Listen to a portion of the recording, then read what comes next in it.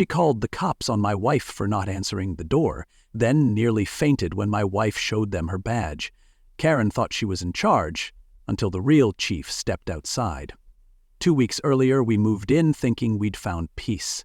Instead, we landed in a neighborhood ruled by a clipboard and a delusion. She'd just done something unforgivably stupid to the wrong person. Comment karma. The first time we met, Edwin E. McSnare, Howe president, local menace, and proud owner of a windbreaker that said Enforcer in Comic Sans, she marched up our driveway like she was delivering a warrant. No hello, no welcome, just a binder the size of a phone book and the declaration, "These are the rules."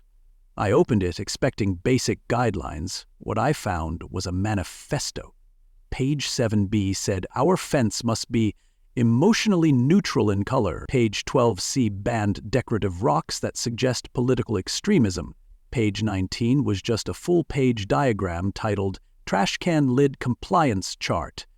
I hadn't even finished unpacking my coffee mugs and I was already a fugitive. Then Nora came outside. My wife, calm as a windless day but with the posture of someone who could arrest your attitude. She was carrying a box labeled Office, and Edwina looked at it like it was ticking. "And you are?" Edwina asked, lips pursed so tight they could have punched a hole in drywall. Nora smiled. "I work in logistics." That was it. But to Edwina, that answer had the flavor of federal witness protection. She sniffed the air like secrets were her love language and backed away slowly, like Nora was radioactive but expensive. For the next few days, it was a parade of pettiness. Daily emails. "Your mailbox reflects too much light at sunrise. Your driveway has visible confidence. Your recycling bin faced due north, which violates HOA's spiritual geometry." And every time I tried to reply with some much-needed sarcasm, Nora just gave me the look. You know the one, the "don't waste ammo on cardboard targets" look. She kept saying, "Let her overreach. People like this always do." Turns out, Edwina didn't just overreach. She pole-vaulted into disaster. The day she banged on our door for 20 minutes straight like she was collecting a debt owed by the FBI, Nora was mid-call with people who don't reschedule. Edwina got redder and louder until she finally screamed into her phone, "She's hiding something, I know it!" Then she dialed 911. But that wasn't the twist. The twist came 20 minutes later when the cruiser rolled up and Nora finally stepped outside. No yelling, no theatrics, just quiet confidence. And one small badge that made Officer Martinez forget his own name. You should have seen Edwina's face. All that smugness melted like butter on asphalt. Hit that like button if you've ever met someone who thought a clipboard gave them legal authority. Drop a comment with your pettiest HOA violation and stick around, because next time, Edwin is going to try and turn a neighborhood meeting into a criminal trial. You haven't lived until someone knocks on your door to complain your grass is looking aggressive. That's the word Edwina used, aggressive, like my lawn was plotting insurrection against her begonias. She stood there with a laser measurer, squinting like she was calculating missile trajectories, and declared our grass was 0.75 inches over the community relaxation threshold. I asked what that even meant, and she replied, "It's in the bylaws, page 42, section green." Then she took a photo, nodded once like she'd just closed a drug bust, and strutted off with the confidence of a mall cop at closing time. From that moment on, the emails came daily. Subject line, urgent non-compliance notice. One day it was our garden hose, which she claimed created visual dissonance. Another day she accused our front door of being psychologically jarring. Nora kept telling me not to engage, but I almost lost it when she sent a strongly worded email about our lawn chairs being rebelliously angled toward the sunset. We were living in an HOA-themed twilight zone where patio furniture had intent and flower pots were possible threats. It got worse when neighbors started approaching us in hushed tones. Carl, the guy 2 doors down, leaned over his fence like he was selling secrets during the Cold War. "Watch out," he whispered. "Last year she tried to fine me for emotional blight." I blinked. "Come again?" "Yeah," he nodded solemnly. "My wife was having a rough day and frowned while sorting cans." Edwina said her expression lower neighborhood morale. Another neighbor told me Edwina once measured the decibel level of a birthday party horn and filed it under auditory hostility. This woman didn't just enforce rules, she manifested them. Meanwhile, Edwina continued her daily patrols. Clipboard clutched like a sacred tablet, she'd stroll by at exactly 8:02 a.m., stopping in front of our house to take notes and mutter like a villain planning an HOA-themed Broadway musical. But the real twist came when she spotted Nora's name on a package addressed from a federal agency. I was watering our non-compliant hydrangeas when Edwina stopped mid-step, leaned forward and whispered to herself, "Walters, Walters, where have I heard that name before?" Her eyes narrowed like she'd just uncovered a government conspiracy, only this one involved seasonal mulch. Only this one who owns 4 color-coded binders labeled compliance, infractions, punishments, and optional snitch. Adelaide's opening line, which starts the book, is, "And perhaps only notes are not necessary," open parentheses, unknown. If the woman alphabetizes her neighbor's offenses, she's not enforcing order, she's rehearsing for a courtroom where she's both judge and drama club president. That night, Nora was quiet. Too quiet. When I asked if everything was okay, she just said, "She's poking around." I asked if it was time to do something about it, and Nora shook her head. "Not yet. Let her keep digging." Her voice was calm, but I could tell something was shifting. Something under the surface, and Edwina, bless her spiraling paranoia, was about to trip over a name she didn't recognize, one that came with a clearance level and a redacted history. Hit that like button if you've ever had a neighbor who thought flower beds were a national security issue. Drop your weirdest HOA tale in the comments, and don't go anywhere, because next time, Edwina discovers a federal listing with Nora's name on it, and it doesn't say logistics. Edwina once claimed someone's bird feeder was weaponized, swore up and down that the neighbor's finches were engaging in airborne sugar terrorism. I didn't even know that was a category of crime, but she said it with such confidence you'd think she had a tactical briefing from Homeland Security. This is a woman who once lobbied to have hummingbirds fingerprinted, so when she showed up at our house again, clipboard in one hand and vengeance in the other, I knew we weren't about to discuss fertilizer brands.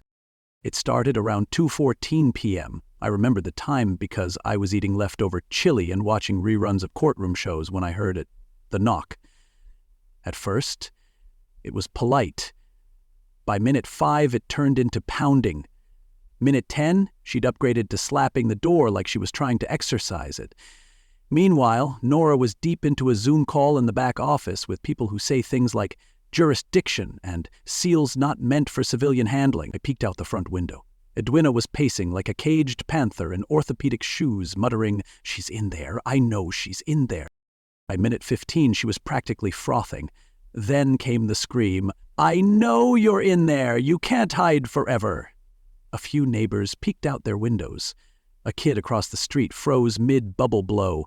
I considered opening the door just to throw her a granola bar and tell her to hydrate. But before I could move, she whipped out her phone and, with all the drama of a Shakespearean villain calling in an airstrike, dialed 911.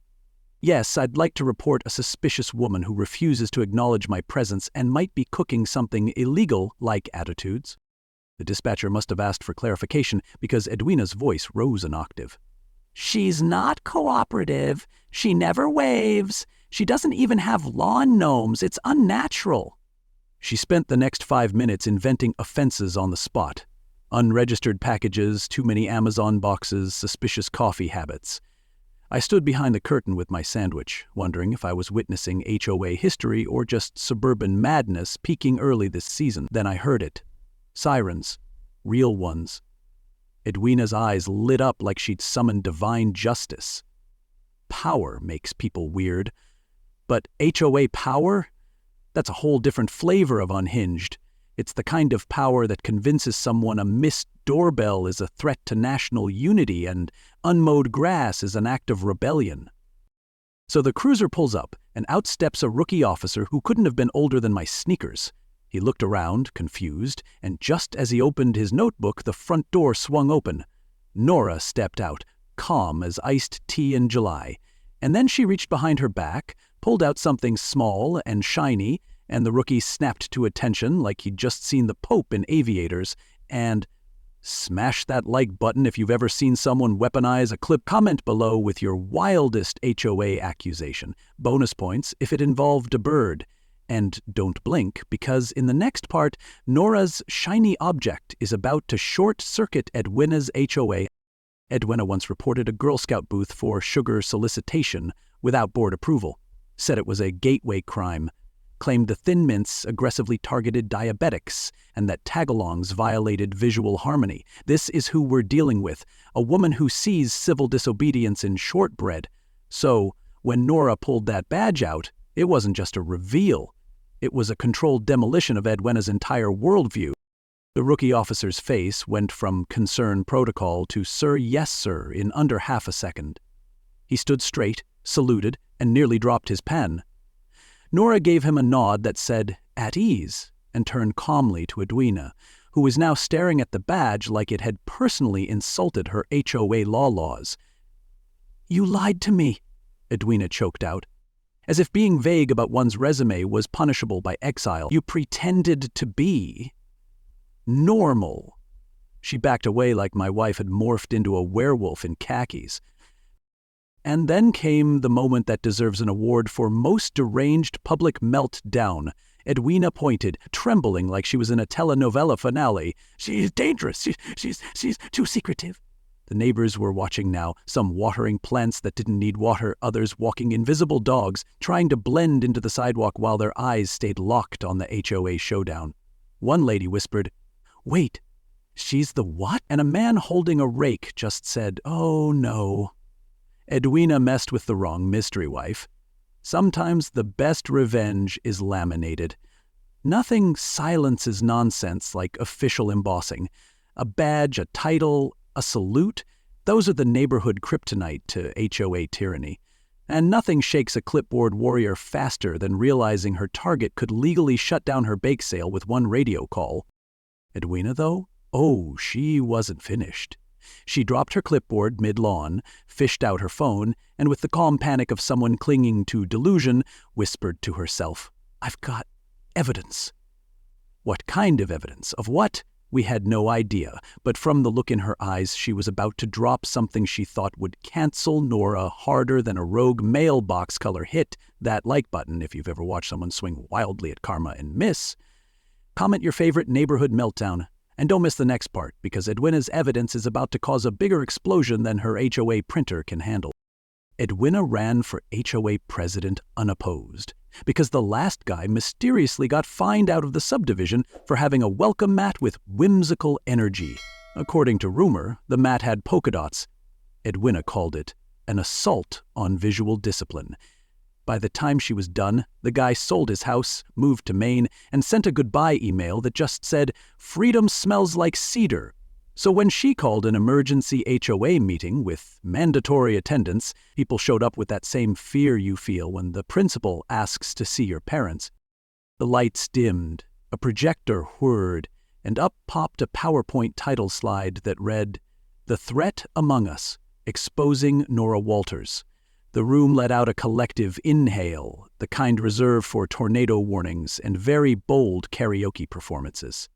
Edwina stepped to the podium in her finest crimson pantsuit and began clicking through slides like she was unveiling state secrets. Slide 1 was a grainy photo of Nora standing near our recycling bin, which Edwina narrated as unusual posture, possible concealment.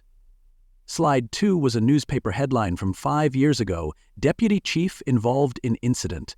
She paused dramatically, then said, "She's dangerous, she's been hiding her past, and she must resign immediately." Then came the real showstopper, a quote on screen that read, "I don't trust her energy. Anonymous cousin of the mayor." I wanted to laugh, but everyone was so tense you could hear the cupcakes sweating. Nora, meanwhile, was sitting 3 rows back, expression unreadable. She didn't blink, didn't move, just slowly started counting on her fingers, like she was timing a slow roast instead of a public character assassination. Mob rule, is fragile, especially when the mob is made of retired engineers and school teachers who only showed up for donuts and drama.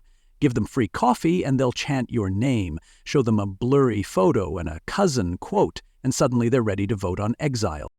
Edwina called for a motion. Hands went up. Not all, but enough to make my stomach knot. I felt the floor shift, like reality was tilting toward absurdity. Then Nora stood up, walked down the aisle like she was heading to accept an award, and pulled a single-folded sheet of paper from her blazer. No mic, no slideshow, just one page. She held it up, looked at Edwina, and smiled. The kind of smile you see right before the weather changes. If you've ever witnessed a meeting that went from pastries to pitchforks, hit that like button, drop your wildest HOA rumor in the comments, and don't miss what happens next, because Nora's about to turn that one piece of paper into Edwina's personal extinction event. Edwina once told a neighbor he needed HOA approval for his dog's facial expression, said it was too judgmental, claimed it created emotional discomfort near shared property lines. The poor pug just blinked at her, like it was tired of living. So when Nora walked to the front of that meeting room with a single sheet of paper, Edwina probably thought she could outwit her with slides and slander. But what she didn't realize was, Nora didn't need a slideshow. Nora was the slideshow. She held the paper up with the precision of a courtroom exhibit. That man in your presentation, she said, calm and clear, was operating a methamphetamine lab in a home with 3 children. The room inhaled so hard I think a folding chair tipped. During the arrest, Nora continued, he attempted to destroy evidence, causing an explosion. I pulled the kids out of the building while it was on fire. She handed the page to the nearest board member. That's a letter of commendation signed by the mayor, the governor, and the state attorney general. Pause. The same mayor Edwina's cousin apparently quoted from anonymously. The crowd didn't just gasp, they practically rebooted. A man in the back muttered, "Holy crap." Someone near the donuts whispered, "Edwina, you dumpster cherry-picked." Carl, the neighbor with the emotionally blighted wife, gave an actual slow clap before realizing he was clapping alone. Even the HOA treasurer, who once fined someone for hanging a basketball net, looked like he wanted to slide under his folding table. Nora wasn't done. That man is now serving 25 to life for child endangerment and drug manufacturing, she added. But please, tell me more about my recycling posture. Never go to war armed with half the story and a projector, especially not against someone who can quote your report, counter your source, and expose your anonymous cousin as a known trivia cheat from 3 Thanksgivings ago. Edwina didn't blink, didn't apologize, just stood frozen behind her podium like her Wi-Fi had cut out mid-am. And then, with the grace of a dollar store villain, she leaned into the mic and whispered, "I still have one last move and it's uploading now." That's when she raised her phone. The screen glowed blue. Her thumb hovered. Somewhere in the crowd, someone whispered, "Oh no." Because when Edwina says she's uploading, it means she's either launching a petty blog or triggering the digital version of a neighborhood apocalypse. Hit that like button if you've ever seen a public meeting turn into a courtroom drama. Drop your best HOA plot twist in the comments, and don't blink, because next time, Edwina's big upload threatens to take this battle from ridiculous to possibly illegal. Neighborhood movie night was supposed to be chill. Families brought lawn chairs, toddlers in glow-in-the-dark pajamas, and enough bug spray to fumigate a stadium. But there was Edwina, posted up near the snack table with a pair of binoculars and a clipboard that said Popcorn Compliance Unit. She actually warned a kid that his neighborhood harmony exceeded neighborhood harmony. He blinked. She wrote him up. That's the kind of energy she brought to Finding Nemo. Meanwhile, Tommy, the junior detective from next door, had his iPad out, proudly showing everyone his latest YouTube upload, Karen Calls Cops on Police Chief. Full HOA meltdown.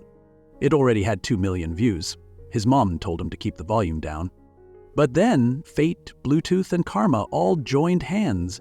Somehow, Tommy's iPad synced with the community projector. Just as the pre-show countdown hit 0, Nora's badge reveal scene lit up the 40-foot inflatable screen.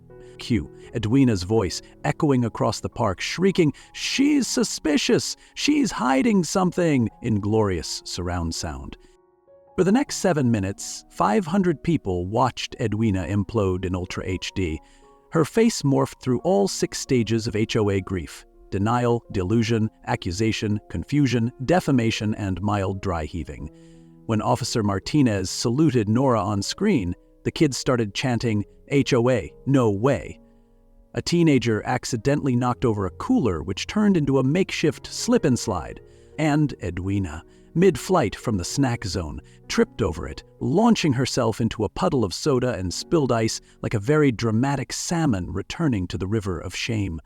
If you go viral, make sure it's for something noble, like saving kittens or making chili, not for falsely reporting your neighbor to 911 for being suspiciously polite and then getting fact-checked by a 5th grader with an iPad and a moral compass.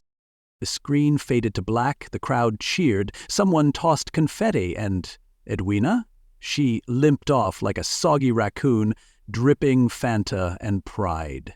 But just as we were catching our breath from the chaos, Tommy tugged Nora's sleeve and said, "There's something you should know." Nora leaned down. He whispered, "I didn't film that video." The park went silent again, like the ending credits had just teased a sequel we weren't ready for. Smash that like button if you've ever watched Karma do the electric slide in public. Comment your favorite surprise twist in an HOA meltdown.